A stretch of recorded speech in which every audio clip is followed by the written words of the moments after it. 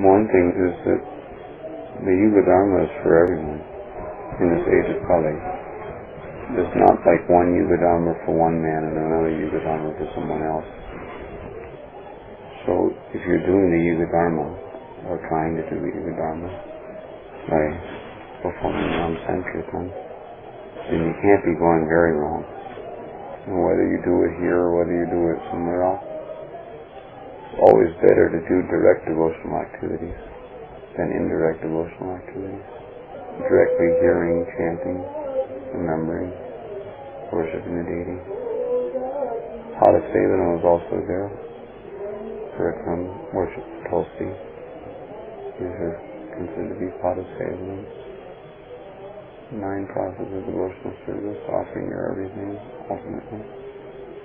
But it does mention in the scriptures, you can't just throw out the statements of the acharyas, you can't just throw out the statements of the scriptures. It says of all the 9 processes, Nama-Sankirtana is the most important and most complete. That all of the processes are included within Nama-Sankirtana. The benefit of any other process which was ordained for any other age and more benefit than what you could get in other ages is achievable by performing Nama-Sankirtana.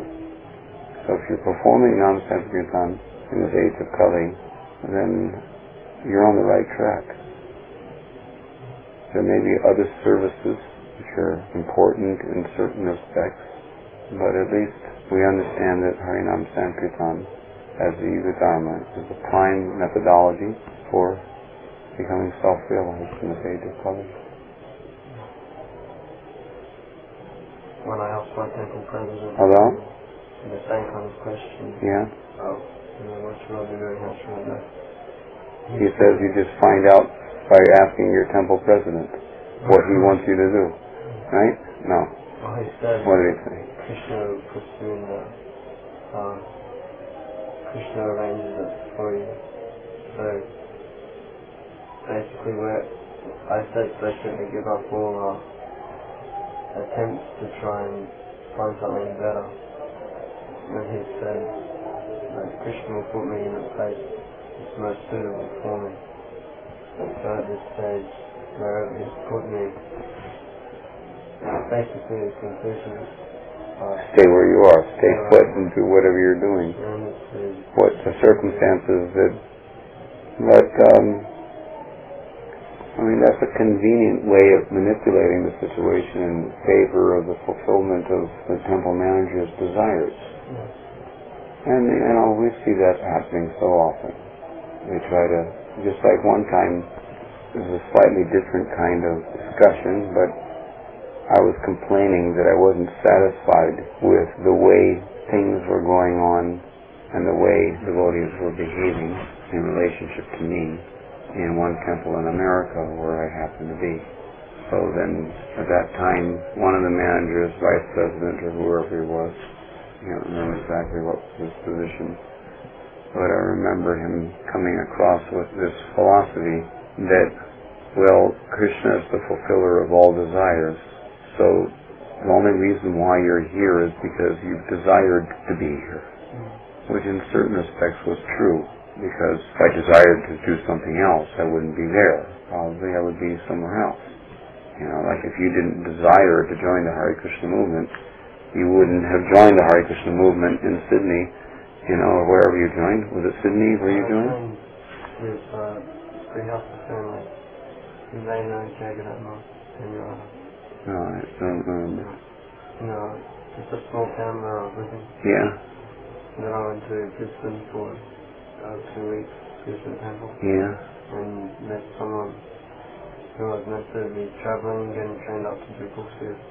Yeah. I ended up just in the Sydney Temple. You ended up in Sydney? Yeah. So is that the end of your journey? So anyway, the point is that when he said like that I wouldn't be here, don't blame the circumstances, don't blame anyone else, blame your desire.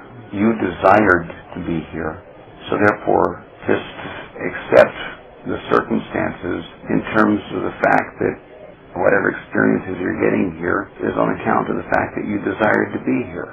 I desired to join the Radha Damodar party, and because I desired to join the Radha Damodar party, gradually I was able to gain release from the grip of my temple president in Washington, D.C.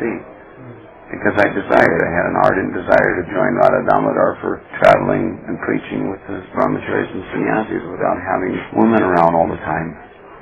You know. Can I ask a question? Why is it that when a sannyasi who is in the jewel of the renounced order of life comes to the brahmachari ashram at our greenhouse, that all of these women appear out of nowhere in the brahmachari ashram? But when there's no sannyasi there and just brahmacharis, then there's no women. But when the sannyasi and the Maharaj and the Guru Maharaj come, then there's all these women all over the place. That is my question.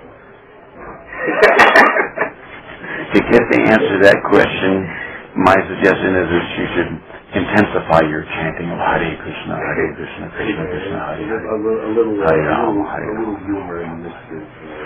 Yeah, so the point we had was that because I was attached to the idea of traveling and preaching with the brahmacharis and sannyasis, so then I stuck it out with them. And wherever that took me, because of my attachment, based on desire to be with them, you know, or to be a part of that program, and I ended up in Chicago, and because the Radha Damodar party kind of like kaputzed, that's where I ended up. My desires brought me to that position of being in such a situation which was virtually intolerable for me because of various dealings between the management and myself. So then when he said like that why are you blaming us or why are you blaming the circumstances? You should blame your own desire because it's by your desire that you happen to be here. And I said, oh really?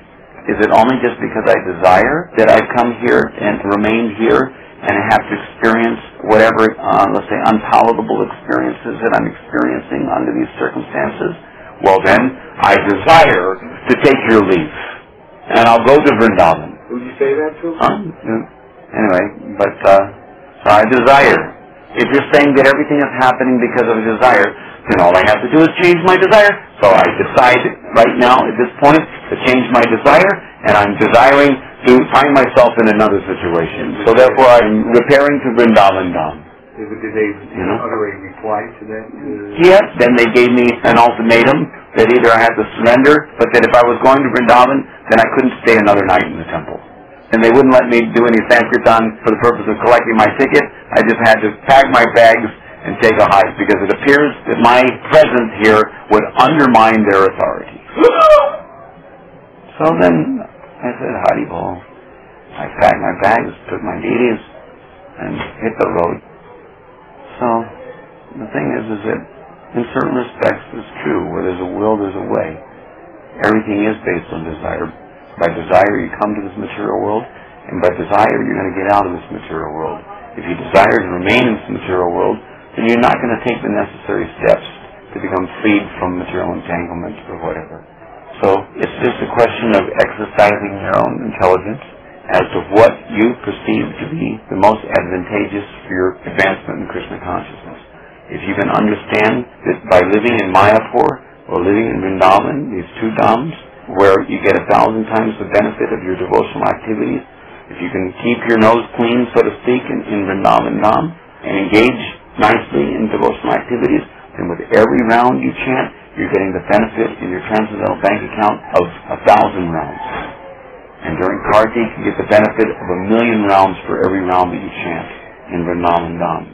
With every kirtan that you perform, you get the benefit of having performed 1,000 kirtans any time of the year, or 1,000,000 kirtans during Kartik, or 16 million kirtans during Purushottam month.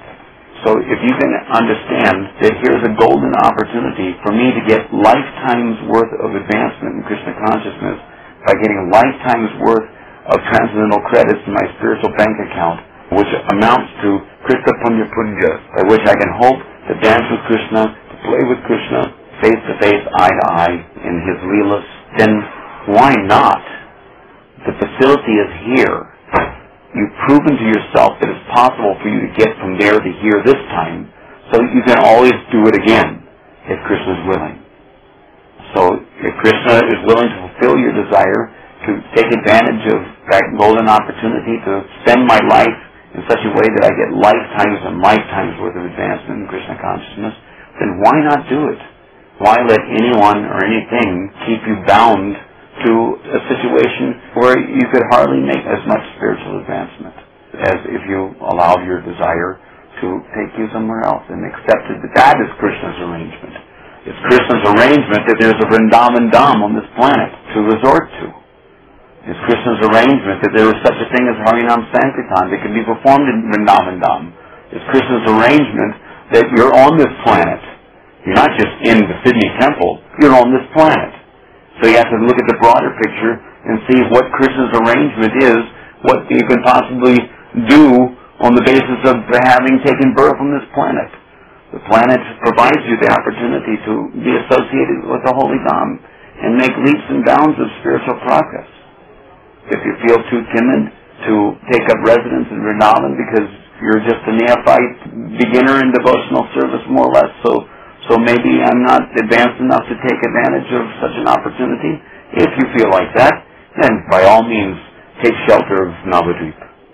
Take shelter of Mayapur and get the same benefit there with less chances of getting the amplified reactions, to committing offenses. In Vrindavan Dham, you get 1,000 times the reactions to your offenses if you engage in sinful activities or mundane activities or whatever here, operatum. But in Mayapur, you don't get the 1,000 times the reactions to your offenses. But you do get 1,000 times the benefit, or 1,000,000 times the benefit during Kartik in Mayapur. So the most intelligent thing would be to go to Mayapur for the beginners, or for the neophytes. And then after having gained considerable advancement, by the mercy of Mayapur Dham, then take shelter of Vrindavan. But if that doesn't appeal to you, as it in certain respects didn't appeal to me, because I didn't really appreciate the ISKCON managerial atmosphere there when I first went there in 1983. There were certain things about the ISKCON setup that I didn't appreciate that were not here in Vrindavan. In other words, Vrindavan was definitely more like home. And at that time, maybe more so than now, it was like an international demilitarized zone, so to speak. What was it, here or Mayapur? Here in Vrindavan. Mayapur, there was still kind of a militant scene going there, the GBC meetings, the whole. But I remember when I came to Vrindavan the first time in 1981.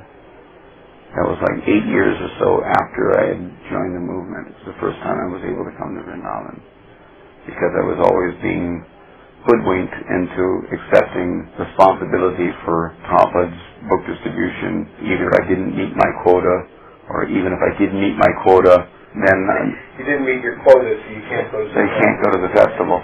Or else, even if I did meet my quota, they had to use whatever money I had for getting out of the big black hole,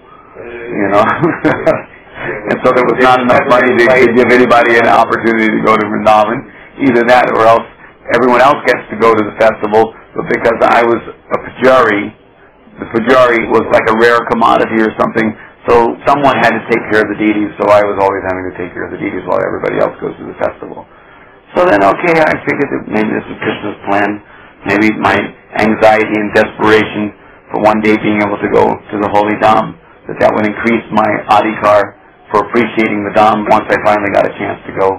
But anyway, in 1981, when I said toodaloo to Chicago Temple, I went to Vrindavan, and they were suggesting that I should work under Jayapataka Maharaj in Mayapur, but I came to the Delhi airport, and I came to Vrindavan, and at the Mathura train station, someone cut the pocket where my wallet was and stole everything that I had, and I didn't even have enough money to get on the bus. So I got on the bus anyway, and halfway down the road when they were coming around collecting tickets, and they realized that I didn't have a ticket, he was barking at me like anything, and I was touching his feet, begging him, please, please, this time, just once. And so then somehow or other, he dumped me off at the bus depot. I got away with it, and then I jumped on a rickshaw, and I didn't have any money for the rickshaw either. And when I got to the temple and I didn't have any money, the rickshaw man was furious. But then I got Kapamoy, who was in charge of the guest house, to promise him that if he came back tomorrow, that he would get his fare. And then I had to scrounge up 15 rupees or whatever it was from the bus stand to here, 10 rupees or something, 5 rupees from the bus stand to here. at that time. I guess it was 5 rupees back then. From somewhere, somebody. I got it from somebody. And there I was, penniless, nothing. No way I was going to go to Mayapur. So I said, anyway, this is Prabhupada's home. Let me be happy in Vrindavan. Was that the first time you'd ever been here? I mean, actually Yeah. laid eyes on the place? Yeah. Came in that condition, Yeah. like the rickshaw guy yelling and screaming, and where's my money? And Yeah. That time I had a return ticket to America. Anyway, then I engaged in some deity worship, and unfortunately, I wasn't able to appreciate so much the racist mentality of the Bengali pujaris, so we didn't get along too good in the room together. So then I took all my luggage, I had a box, a tin box, and I took it up to the roof, and I chained it onto the rail around the roof of the Gurukul, and I camped out on the roof. But unfortunately, the head pujari, my dear godbrother Omkar, was like such a despot that, it was like, it was just outrageous, the kind of dealings that, it was like I jumped out of Chicago frying pan into the fire of Omkar's totalitarian and authoritarian horror show, So then at a certain point I just got totally disgusted, and I was reading the Preaching is the Essence book and decided that I'm going back to America, and I don't care, I'm not going to work under any authority. I'm just going to hit the road and preach according to my own sweet will. So I got to New York City because I had a plan of making a festival program that would travel from carnival to carnival. They have, I don't know if it's the same in Australia, but they have these county fairs or state fairs in America. They have Ferris wheel rides and all kinds of side shows, and barns with livestock fireworks shows and all kinds of stuff. So I thought that I would make some kind of a truck where I would have like a mobile stage that I could go set up in the middle of the carnival and just be a Hare Krishna sideshow like that. And just go from carnival to carnival. That was my idea. But then when I got to New York, I realized that it was like a fair every day without having to go anywhere, because it was like just tons and tons of opportunities for preaching. Just walk out on the street anywhere. The whole place was alive day and night. New York never sleeps. So then I thought that why bother going anywhere and everywhere? It was better to just perform Nama-Sankirtana in New York City. So then I developed a program there for a few years. I mean, the Tulsan and Hansarupa, they weren't giving you a problem in the 7th Avenue period, right? No, there was no problem there. You had your little thing, and you had it stored like on the ground floor. And supposedly one day would be restaurants. Yeah, and, right. Yeah, and I kind of remember like they were all as happy that you were there. At least there was something going on. Yeah, me and Rasathala, such a miserable we would go out situation, together. that any. But then after 5 years of struggle in New York City, and I did something a little nice. It wasn't so bad. I did make a few devotees, so to speak. I say make a devotee. Brought a few people to Krishna consciousness with my program. But then all hell started breaking loose with gurus falling down and this and that and the other and various other sundry political upheavals. And I said, the hell with this crap. I'm going to Vrindavan. So then I decided Have you gone between 81 and 82? Yeah, I went in 83. In 83 I went. In 85 also I went for Kartik in Vrindavan. And in 83 I went to Jagannath Puri, Bhubaneswar, Mayapur, and Vrindavan. But in 1986, when I finally tossed in the towel, because it was Lord Chaitanya's 500th anniversary, I thought that I would go to Mayapur. But during that time, there were all these prophet disciple Istigostis and whatnot. Emergency measures were being taken to either keep on whatever, the temple presidents and the general body of prophet disciples was going to cast a vote of no confidence in the GBC and disband the GBC if the GBC didn't take heed of the complaints of the people. The end of the zonal acharyas, 11 gurus, and that's it. That was the collapse of that whole scene, basically. But after attending the temple president's meetings, it was like a general istagosti for all prophet disciples, and it was so disgusting that by the time the Mayapur festival was over, I decided that, okay, let me go to Kumbh Mela in Haridwar. So I went to Kumbh Mela and took baths and whatnot to purify my existence from all the politics and whatnot, and then I decided that, okay, let me come to Vrindavan. And I was just about ready to just jump in the Yamuna and say Haribol to the world of ISKCON's... You were actually thinking like... Yeah, I just felt it, forget it. I don't want to continue living in this condition. I'll jump in the Yamuna, and because I knew that by jumping in Yamuna and drowning in Yamuna, you attain Golok Dham. So I was almost ready to do that. I felt like that. I felt so disturbed and disgusted with the way the movement was, if you want to call it, progressing. So, but then when I got to Vrindavan, and I didn't have a penny, didn't have, 1 paisa by the time I got to Vrindavan.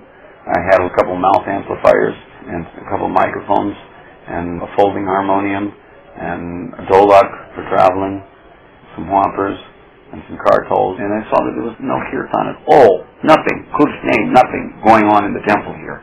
Nothing.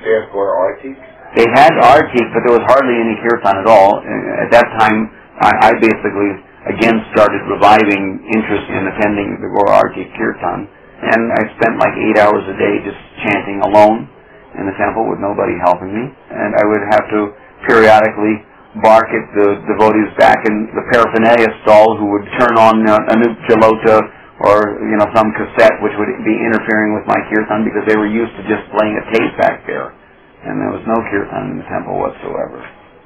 So then it wasn't in those days. There weren't so many people streaming through, but they sit down. It was not nearly like today. No. Any time of the day, every day, any time of the day, people just come and sit with the kirtan. Well, no, I would just, some Baba came through the temple and I would say, hey you, come, sit down, play this mridanga. No, I don't know how to play. Play it anyway. Another man would come through. It didn't matter whether he was a ISKCON devotee or not ISKCON devotee. I just wanted to get something going. And whoever I can get, I consider it as Krishna's mercy. Krishna sent Krishna's arrangement. Here I am in Vrindavan Dham. If nobody's interested in doing kirtan, so whoever I can get, outside man, inside man, didn't matter. You just come here, sit down, play, help. And we would dance in 2 legs. We would do kirtan, and gradually a few other devotees started taking interest, and then gradually more devotees started at least lending some moral support to the idea, and then finally some devotees started suggesting that maybe I should try to start 24-hour kirtan. And then the old accountant, when Prabhupada was here, Prabhupada used to call him Kapoorji. He was an old Brajvasi accountant. And he came to me one morning with tears in his eyes, telling me that Prabhupada had just appeared to him in a dream, crying to him. Prabhupada in the dream was crying, asking Kapoorji that why is there no 24-hour kirtan going on in my temple. So then when Kapoorji was telling me that, I took it as this was the indication that Prabhupada wanted, because Kapoorji was asking me, you like to do kirtan, why don't you try to get it going again for Srila Prabhupada. Then after hearing about Kapoorji's dream and with his encouragement, I took it as Prabhupada's indication. And because some other devotees were also encouraging me, so then I thought that, okay, let's try. And started out small, and it was still small. Ups and downs, but no harm in trying. After all, it's the Yuga-Dharma. It's Vrindavan Dham. There's no higher place in the material or spiritual world than Braj Mandal or Gauda Mandala. Obviously, no more beautiful deities, in my opinion, than Radhasham Sundar. They're my heartfelt lady and Lord of my heart. So I stayed here. By my desire, I'm continuing to stay here. Not just by my desire, but by their kind reciprocation with my desire, to allow me to continue to stay here, in spite of my lack of qualification. I figure that any offenses I may have committed or may be committing along the way, it's mentioned that no offense committed in the Dham can be rectified anywhere else but the Dham. So here I stay, and I don't care what anybody says. I'm going to stay in Vrindavan and do kirtan for the benefit of others. Live in the Dham for the benefit of others. Talking the other night about needing to have the desire to please Krishna. Mm-hmm. And we're talking the other night, I think last time, about the desire to please Krishna. Yeah. It's most important. So I understand I need to. Can you give me any guidance how I can at least try to find out what's most pleasing to Krishna? Well, it says in Srimad Bhagavatam, it says, Krishna Varna Prasha Krishna Sango Pangastra Parshidam Jagyaya Sankirtana Prayar Yajanti Hi Sumedasahar. The one who has good brain substance enough to figure this out, that the patik, fallen conditioned souls in this age of Kali can best access the pleasure of Krishna by endeavoring to please the incarnation of Krishna for this age, Lord Chaitanya, Krishna, golden color, by the performance of Sankirtan Jagya, the congregational chanting of the holy names of Krishna. It's not so difficult to figure out. So surrendering means Yare Deki Parikaha Krishna Upadesh. But what is that Krishna Upadesh? Krishna Upadesh means that which Krishna has given you in Bhagavad Gita, and that which is given about Krishna or about transcendence in the Srimad Bhagavatam. So what is the Upadesh? The Upadesh is do Sankirtan Jagya. Have you always been very musically talented? I grew up more or less in a musical family. Musically inclined family. I had some upbringing like that. But I never played a keyboard in my life until I joined the Hare Krishna movement. And like about maybe 5 years or so after I joined, I first even tried to play a harmonium. And I just started plinking around trying to figure the thing out. And then gradually I was able to get some proficiency by practicing and practicing. Krishna says that he gives the intelligence. Tesham satata yuktanam. Satata yuktanam means always being engaged. Yukta means engagement. Satatam means continuously. Tesham satata yuktanam. In what? Bhajatam priti purvakam. Bhajatam. Krishnendriya priti itcha dari premanam. Priti means with the desire to satisfy. Bhajatam priti purvakam. With the desire to satisfy Krishna. Worshipping Krishna for his satisfaction.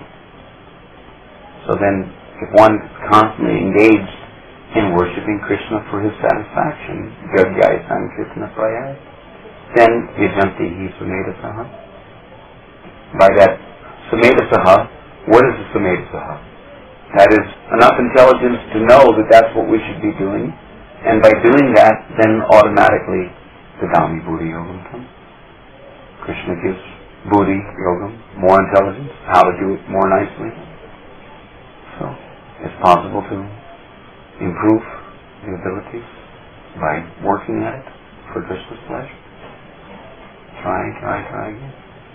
But if for some reason you have no capacity for doing any musical form of Sankirtan, then book distribution is always best. Cleaning the temple is always there. Cutting the subject is always there. Rolling the bodies is always there. Cleaning the toilets is always there. It's all part and parcel of the Sankirtan mission. Collecting donations is always there. If you collect donations in Vrindavan, you get 1,000 times the benefit of collecting donations. Collect donations in Vrindavan. For Vrindavan. For the service of Radha and Krishna in Vrindavan. You can always do that. But in the meantime, pick up a pair of kartals and try to learn how to play them, so that you can be useful to the direct performance of Sankirtan. Prabhupada wanted devotees to be well-rounded devotees. Jack of all services, but master of one. Not master of none, master of one. He wanted us to be a little well-rounded. Everyone should know a little how to cook something for Krishna, how to lead a kirtan, how to address the deities, a little of everything. But, proficiency in one, at least one. Book publication, painting for Krishna, whatever. Krishna's arrangement for you, giving you certain capacity to have a particular expertise according to your psychophysical conditioning. But then Krishna can always give you more. Maybe not immediately, but gradually one can increase his capacity, at least to a certain extent.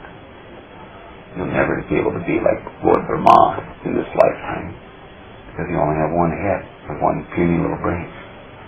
Brahma is a jiva just like you and me. We're all jivas, but according to the body, certain capacities. for service may be there, or may not be there. You never know unless you try something. Pick up a pair of cartwheels with determination. Practice. Practice makes perfect. There's nothing stopping anyone from making progress in Krishna consciousness. No one's stopping you. And even if they try to stop you, if your determination is enough, no one can stop you. They may blame you this and that way because you went against your temple authorities or whatever. It's like necessity knows no law. It's up to you. With your intelligence, you assess what is valuable, what is not valuable. Ability to see things in proper perspective. Higher than living in Vrindavan for your own personal benefit is to leave Vrindavan for the benefit of others. But there's nothing saying that you can't live in Vrindavan for the benefit of others. So then, if you're going to come to Vrindavan, have the mood of trying to do something for the benefit of others. And then you're not leaving Vrindavan for the benefit of others as legitimate. Because whoever is benefited by your endeavoring to benefit them gets 1,000 times the benefit here than whoever is getting benefited anywhere else in the world. Consider these things. It's up to you. Even if you don't do kirtan service here in Vrindavan or in Mayapur, ample opportunity for service in either place. Just be sincere, be serious, following the principles of pure devotional bhajan, and Krishna will be pleased. You think Krishna's not pleased if you recognize the value of doing service in His home, in His holy God? It's by His arrangement that you're able to come. Vrindavan is the land of no return. Sorry. Sandra, I'll just go here. And that's why many temple presidents and managers in the West, they're afraid to let their devotees come to Vrindavan because they know that Vrindavan is the land of no return. And they're afraid that they're going to lose men, they're going to lose money, they're going to, this, that, the other, which is basically material calculation. What they should be doing is that they should be training up men so nicely and sending them to Vrindavan to make leaps and bounds of spiritual advancement. And depending on Krishna, to send more men to train up to send to Vrindavan or Mayapur. Because that's the outpost. That's like the embassy. You go to the embassy to get a visa to go to the real country. The embassy is not different from the real country, but the real country is the real country. The embassy is not exactly the real country. So Vrindavan is the real country. And the temple is an embassy. So they should be, instead of denying you the visa to Vrindavan, they should be facilitating your getting a visa to Vrindavan. And not afraid if someone goes back home back to Godhead. You mean to tell me if you go back home back to Godhead tomorrow, that your temple president is going to say, well, that blasted, useless bum, he went back home back to Godhead. Now I'm losing his collection. What is this nonsense? He's supposed to be making arrangements for that soul to go back home back to Godhead and facilitating his progress back home back to Godhead. If you die tomorrow, who's going to collect to solve the chapati problems in the temple? So what's the difference between being absent, dying, and going back home back to Godhead, and somehow other being absent, going back home back to Vrindavan? Vrindavan is back to Godhead. The temple presidents might as well consider that when their devotees go to Vrindavan, that they've gone back home back to Godhead. So therefore, I should continue my preaching and make new devotees to send back home back to Godhead. It's only sensible. Not that, oh no, we don't want them to go back home back to Godhead, because then we're going to lose men and money. How horrible. That's miserly consciousness. Make a plan. Why not tomorrow? Go back home back to Godhead tomorrow, offering all due respects to your Prabhus who have helped you along the way. Remaining eternally grateful to them, because they helped me to come to the position of being able to, at long last, go back home back to Godhead. Krishna's arrangement. You see? That's the way my intelligence works. Why be held back?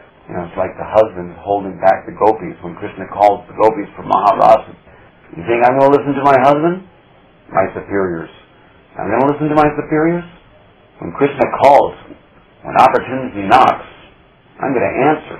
I'm going to get the hell out of wherever I am, the confines of the citadel of my husband's home, and go back home back to Godhead. Join the Rasa Leela and Vrindavan. How can I justify saying Like if I was to live in Vrindavan, I would have to do it with serving others, consciousness that I'm doing it for the benefit of others. Yes.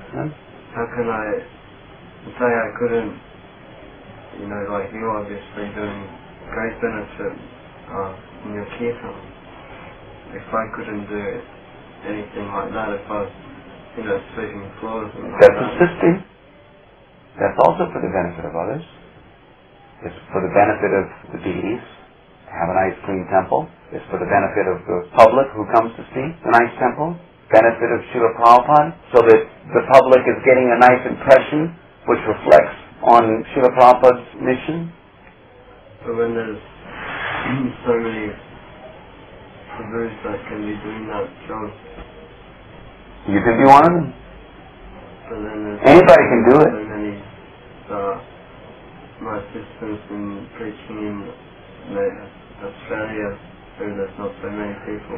Do you know what Srila Prabhupada said? Prabhupada told Harikesh Prabhu, maybe still Prabhu, I don't know, but Prabhupada told Harikesh that a head cook in Vrindavan is better than a GVC anywhere else in the world. Prabhupada told one devotee who was doing service in the Goshala that he considered that his service to the Goshala here in Vrindavan was more important than opening 20 farm communities in the West, like New Vrindavan.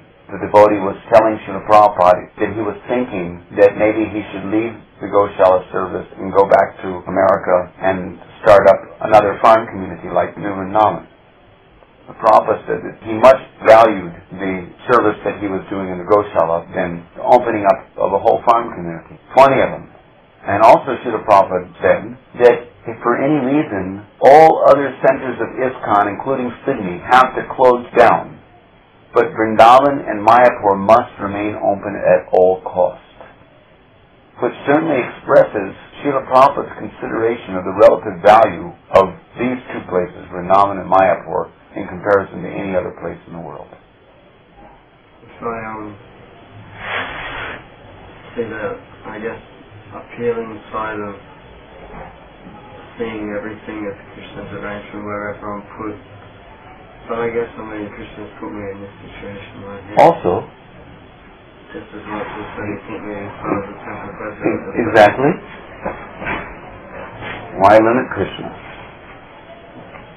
It's Krishna's arrangement also that you happen to somehow find yourself in Aindra Das's room hearing what Aindra Das has to say about it. It's the second time.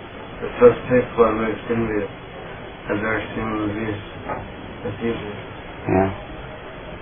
And then my mind has changed, and then I've come back to this by looking at things. Yeah. The point is that if I'm chanting japa with the idea that I want to increase my Krishna consciousness so that sometime in the future I'll be able to do the highest good for others, then chanting of japa as a preparation for future preaching services is doing service in Vrindavan for the benefit of others. In Vrindavan you're getting 1,000 times the benefit of your japa. So you can hope that by chanting japa in Vrindavan, you'll expedite your progress to the position of being able to act in the capacity as a benefactor. One shining moon compared to all these little stars. That's all I guess that wonderful thing. One shining moon, how much light it can give compared to all the little stars. Yes, out there you're like a star, but here you're like 1,000 times a star. Here you can make a moon, Vrindavan, and then the moon can go out and lit up the whole material world. I'm not saying I think I have the potential to be a moon, but... Yeah, but the point is that I'm a microbe. But if you add 1,000 microbes together, you might at least get a honeybee. The president the other day said that he has a machine that a lot of machines using. So I think I can worship him one day, maybe a few years. You want to worship Nrsimha? Is that your heart's desire? Huh? So, that's very nice of him to It's up to you what you want to do with your Krishna consciousness. My point is that it's like sometimes due to our instability of mind or our immaturity, my personal experience is that when you join the Hare Krishna movement, you're basically beaten down into the position of a little kid. Before I joined the Hare Krishna movement, I was walking this world as a man. At least I was walking the world. I would go out into the world and try to make my way in this world. Then when I joined the Hare Krishna movement, I got flim-flammed, bamboozled into accepting the humble position to become like a little meek, next to no good for nothing, useless bum of a little kid. And then they use child psychology to extract whatever they want out of me instead of allowing me to be a mature adult human being making a decision and going forward in my Krishna consciousness. That's why people like Ted Patrick would say things like the Hare Krishnas are a bunch of mindless robots. Because you're not allowed to be a free individual thinker. You're not allowed to exercise your intelligence. Don't think, just do, as I say. When I say jump, you ask how high. So then it's kind of like, as long as you're under that kind of authoritarian thumb, it may be difficult for you to muster up the strength to actually stand up and walk away and do something for Krishna on your own. It's not that just because someone is a new bhakta, it's not that I'm trying to encourage, let's say, independence. I'm not saying that you should be independent of all authority, but you should have enough independence to be intelligent thinker enough to ascertain what is more valuable and make your own decision in your own life as to where you want to go, what you want to do, what you want to be for Krishna, instead of more or less like a servile chamcha, yes man. Prabhupada didn't want us to be yes men. Prabhupada wanted us to be thoughtful men and think for yourself, using the tools that you have, Guru, Shastra, Sadhu, to draw conclusions based on Shastra, that such and such and such and such. Intelligence means to see things in proper perspective, to evaluate what is valuable, what is not so valuable. Make a decision. Follow it through. And if it doesn't pan out, so to speak, then try something else. But it's not that we just lick people's boots and become like a pawn on their chessboard. That's okay on one level. But there's a point in every man's life he has to stand up and do what he knows is right for his progress in Krishna consciousness. So then that takes a little maturity.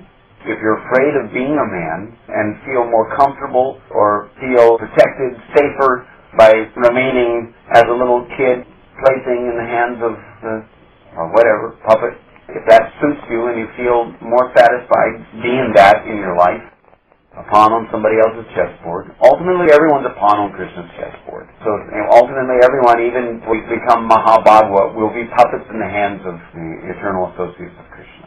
But we'll have our independence. Our independence is to surrender. But to surrender to who? To surrender to what? There's superior and inferior opportunities to surrender. You should be able to choose when to whom we want to surrender. Not that because he's your temple president, then therefore he's the one who will manipulate you. Especially when you have doubt about his emotions. That you're in Maya if you don't accept his authority. The point is that if someone sees a better opportunity and this person is disallowing you to go forward, then what kind of guru is that? Then he becomes rejectable. If someone impedes your progress, then why do we have to hear that? If you're more comfortable thinking that, after all, I'm just a new bhakta, I don't know what's best for me, so therefore I should just submit to whatever opinion my present temple authority is having, and I really don't have to poke my nose out of the little cave of my small scope of what reality is all about, and I feel safe in that little niche, and you don't have to desire to go anywhere else. Desire to stay where you are, and Krishna will fulfill that desire. Accept that as Krishna's arrangement. But if you can recognize with your intelligence that there is superior facility for advancement in Krishna consciousness, and if you can see within yourself a determination to take advantage of that facility, then go for it. Don't let someone else's small-minded concept of what is valuable or not valuable impede your progress. You can always go back to him and hear him say, I told you so. Beg forgiveness, please forgive me. Easier to get forgiveness than it is to get permission. But taking risk for Krishna includes, everyone talks about taking risk for Krishna. Taking risk for Krishna includes taking the risk of displeasing one authority in order to please Krishna. Yeah, exactly. Coming to an unknown land, a foreign country, it's kind of like taking a big step. I don't know whether I can handle the environment here physically. I don't know whether I can, but I'm going to try. And if I can't deal with it because I'm just not detached enough from the bodily conception of life, then there's always wisdom. Oh, you're trying to tell him to stay with now? He's asking me. That he should stay. I'm telling him that he should make his own intelligent decision, what he feels is better. I'm not saying Vrindavan. I'm saying, obviously, the Dham is more powerful facility for advancing in Krishna consciousness, either Vrindavan or Mayapur. I already made the point that if he's too afraid of committing offenses and getting the 1,000 times the reactions to offenses, but that kind of axe over your neck that don't commit offenses here, that also can be Krishna's arrangement for making you more serious about improving your bhajan. Of course, some fools, they don't take heed of that point and just do all nonsense in Vrindavan. But if you're sincere, there's nothing saying that you have to do nonsense in Vrindavan. No one's telling anybody that they have to do nonsense in Vrindavan. But if there's a tendency to do nonsense, then go to Mayapur. At least you don't get 1,000 times the reactions to your nonsense. But you get 1,000 times the benefit of your chanting your japa, for improving your all-round Krishna consciousness, for the ultimate benefit of anyone who comes into your association.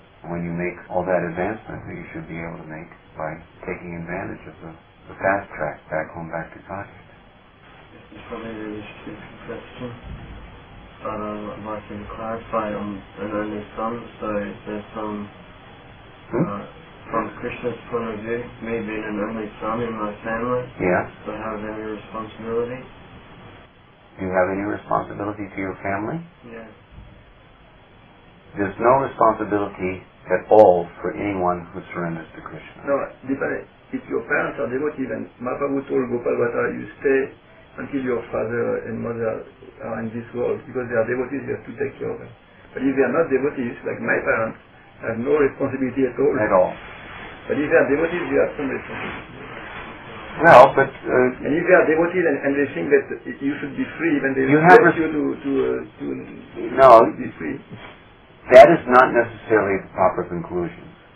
There's the example of Lord Nityananda himself leaving home. Even Chaitanya Mahaprabhu left his home, left his mother, his poor mother, widowed, and no one to protect her. Mahaprabhu himself left, showing the example how one has to sacrifice everything to search for the goal of life, to search for Krishna. And there's so many examples. The point is that it's mentioned the one who surrenders to the lotus feet of Krishna is no longer indebted to the demigods, to the sages, to the father and mother, and that's across the board. Why Gopal Bhatta Goswami did that was because he was specifically instructed by Mahaprabhu. It doesn't necessarily mean that that's an example which is to be applied across the board. He was specifically instructed by Mahaprabhu to do like that. But really, one has no debt to anyone. And even if we feel indebted because the parents have brought us up, are your parents devotees? No. But even if we feel indebted to them because they, after all, fed us all that sinful bhoga to make us grow up so that at least we could run away to the Hare Krishna movement, then you automatically deliver your parents back home, back to Godhead by becoming a pure devotee. But then you have to become a pure devotee. You have to surrender to Krishna and become a pure devotee. There's nothing stopping anyone from becoming a pure devotee. And the highest good is done to your parents. That's what I did. I totally left my family and permanently shifted to Vrindavan. I didn't keep any contact with my family at all. I rarely contacted them even before. But when I came to Vrindavan, it was only after 15 years of living in Vrindavan without having any idea whether my parents were dead or alive. My younger brother traced out my wanderings somehow to the New York temple, and then the president of the New York temple informed him that I had come to Vrindavan, but that better that he doesn't bother me, but that the temple president would contact me. So they contacted me to tell me that my father was leaving his body, was on the verge of death. So then I more or less said, anyway, so what? Let him be on the verge of death. Don't bother me with these things. So I wasn't thinking to contact my younger brother, because I was thinking that, well, anyway, I'm in Vrindavan, I'm doing service to Shalagram Shila. Automatically, generations and generations, like at the end of Purushottam Brat, if you give Bhagavatam to a Vaishnava, then you deliver 10 million generations of forefathers by just giving the Bhagavatam to a Vaishnava at the end of Purushottam month Brat.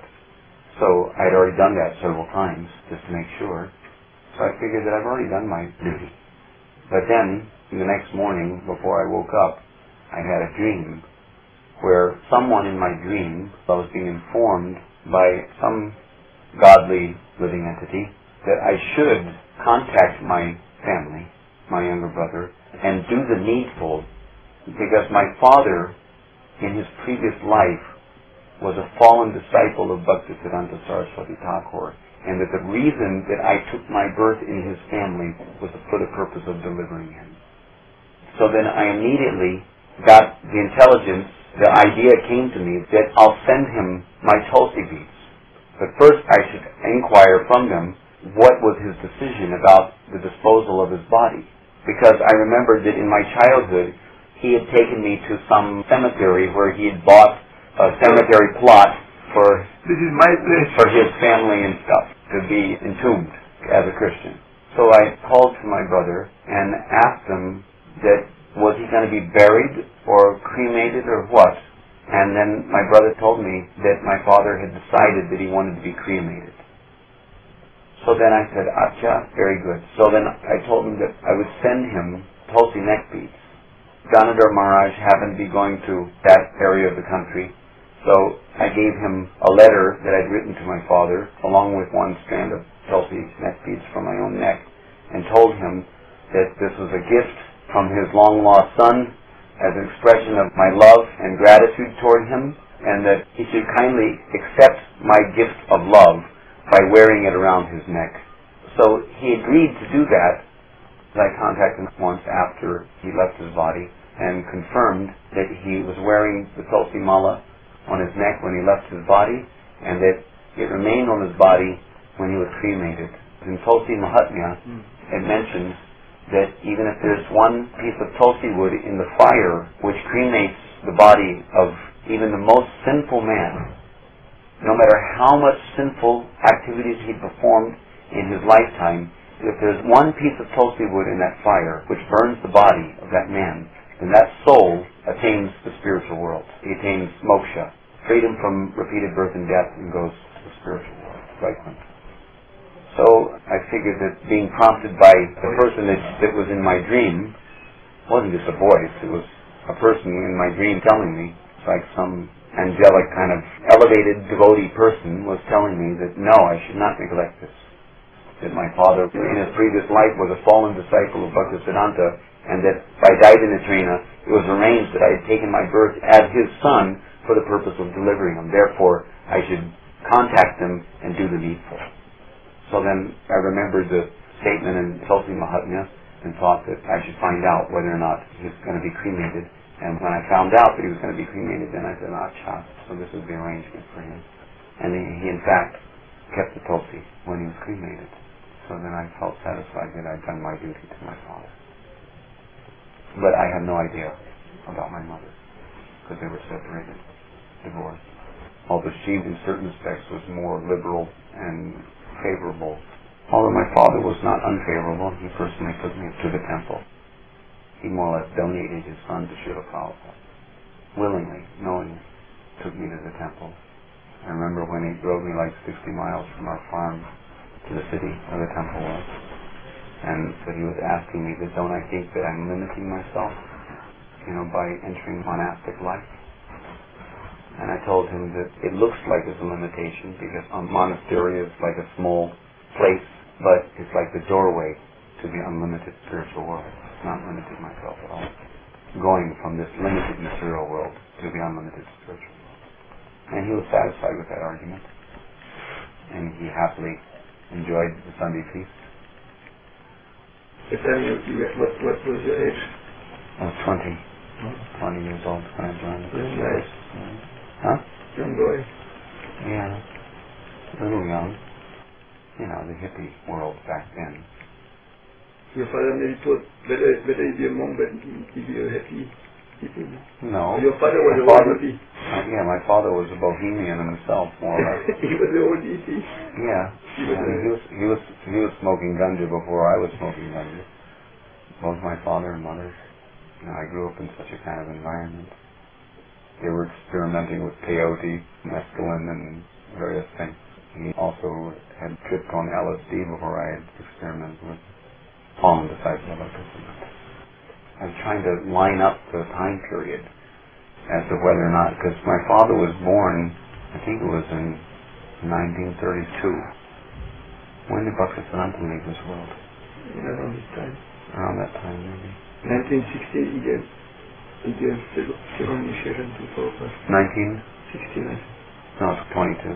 1922. And it was like, probably something about 2 months or so between the death and the rebirth, when a human being leaves his body and is taken by Yamaraj. Takes 2 days to get. Takes 2 months. Experience of eternal hell in the hellish planets is condensed in a 2-month period before he's moved on to the next destination, next body, or ghostly body, or whatever. So then, whether it tallies, but I guess it could. It's possible. Bhaktisiddhanta Saraswati evidently had quite a number of, he had like 50,000 disciples, so I heard. His first initiated, Harinam initiated disciples. So it's possibly could have been one of them. You can see how many fallen disciples there are in ISKCON. So there must be, her disciples who should have fallen from. Must have been so many fallen disciples of Bhaktisiddhanta. Out of 54. It was an amazing dream. Being told in a dream that the reason why I was born as his son was to deliver him. How old are your parents now? 55. So are they unfavorable about your being a devotee? Quite favorable. Yeah. Quite favorable. Have you tried to play cartels in our kirtan? My kirtan is a little more difficult to handle. You have to have a little training before you can deal with it. Otherwise he might ask you to stop. I will ask you to stop. Stop until you learn more. But every journey starts with its first step. So if you haven't ventured to make a serious effort to learn how to play cartels, then by all means, start the process. Okay, I'm trying to get your association.